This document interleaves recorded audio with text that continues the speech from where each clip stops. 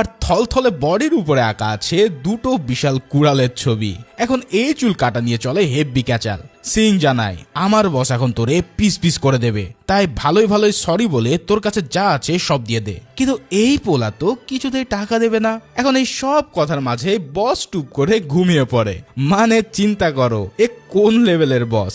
যাই হোক, এসব ক্যাচালের মধ্যে তারে পিড়াইতে চাইলেই সে জানায় আমি একা না, তোমাকে মারতে হলে পুরো কলোনির মানুষকে মারতে হবে। তো এই কথার পরে সেখানে পুরো কলোনিবাসী চলে আসে কাহিনী কি তা জানার জন্য। এই সব দেখে তো সিং এর মাথা পুরোই হট। সে বলে আমি হলাম এক্স গ্যাং এর সবচেয়ে শক্তিশালী যোদ্ধা, যদি কারো সাহস থাকে তো আমাকে একটা ঘুষি মেরে দেখা। এই কথা শুনে এক সাধারণ মহিলা তাকে এমন ঘুষি দেয় যে তার মুখ দিয়ে রীতিমতো রক্ত বের হতে থাকে। সিং এমন কেলানি খেয়ে প্রশ্ন করে বসে, আপা আপনি কোন দোকানের চাল খান? ভাগ্য ভালো আমি মেয়েদের গায়ে হাত তুলি না, নাহলে আজ আমি প্রতিশোধ নিতাম। এরপর সে বলে ব্যাপার না, দেখি ছেলেদের মধ্যে কার কত দাম আছে, সামনে আয়।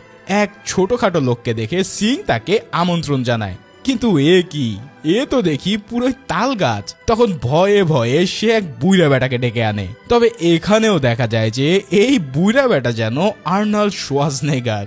ভয়ের চোটে এবার সে একটা পিচ্চি ছেলেকে ফাইট করতে বলে, কিন্তু এই পিচ্চিও যেন পুরো হালকের বাচ্চা। এই সব দেখে তো সিং এর মাথা পুরো খারাপ হওয়ার দশা।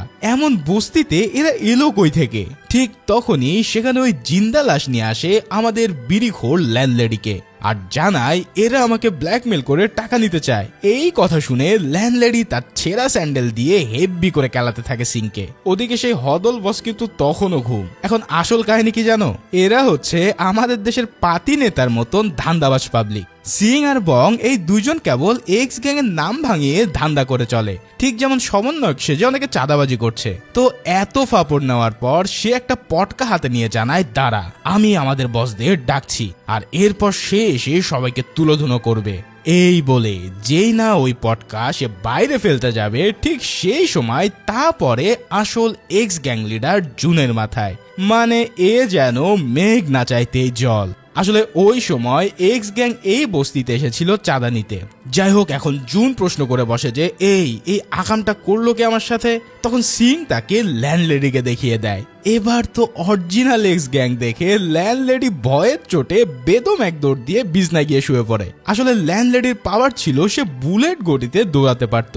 এখন সে পালিয়ে গেলে ওই জিন্দা লাশ বলে আমাকে ভয় দেখিয়ে কোনো লাভ নাই, আমি ডরাই না।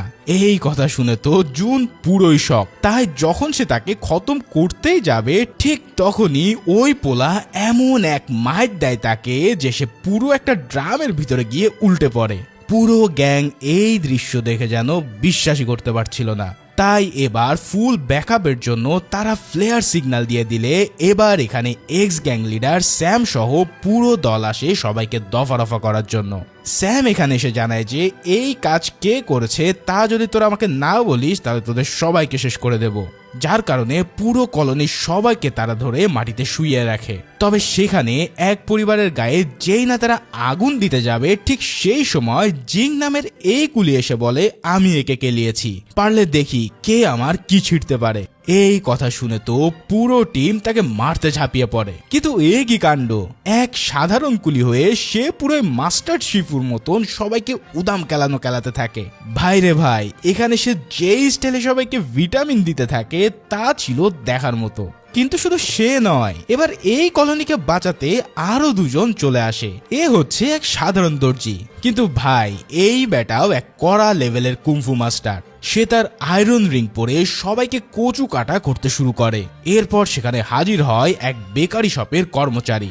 এই মালটাও কম যায় না, সে ছিল লাঠি দিয়ে ফাইট করার মহা ওস্তাদ। এরপরে তিনজন মিলে একসাথে প্রায় 200 জন এক্স গ্যাং মেম্বারদের লাল নীল বাতি দেখাতে থাকে। কি আর বলবো, এখানে তাদের যে ফাইটিং দেখানো হয়েছে তা এক কথায় মাস্টারপিস। তো এমন কড়া লেভেলের ডলা খেয়ে এক্স গ্যাং বাধ্য হয় ফিরে যেতে, কিন্তু তারা সাথে করে নিয়ে যায় সিং ও বং নামের এই দুই পাতি নেতাকে। কারণ আজ এদের আবলামোর জন্যই তাদের এই হাল, যার ফলে স্যাম তাদের পিস পিস করার অর্ডার দেয়। কিন্তু এখানে দেখা যায় যে তাকে মারার আগে সিং নিজের হাতের তালা খুলে কোনো মতে বেঁচে যায়। আসলে সিং ছিল তালা খোলায় হেভি এক্সপার্ট। এখন এই কাহিনী দেখে স্যাম বলে, না এদেরকে তো এভাবে মেরে ফেলা ঠিক হবে না। তখন সিংও জানায়, বস আমার অনেক দিনের স্বপ্ন আপনার হয়ে কাজ করার, প্লিজ আমাকে একটা সুযোগ দেন। তখন স্যাম প্রশ্ন করে, কি কোনোদিন কি কোনো মানুষ হত্যা করেছিস? যদি না করে থাকিস তাহলে যা কাউকে টপকে আয়, তাহলেই তুই যোগ দিতে পারবি আমাদের গ্যাংয়ে। এই কথা শুনে দুই বলদ বেরিয়ে পড়ে মানুষ মারার জন্য।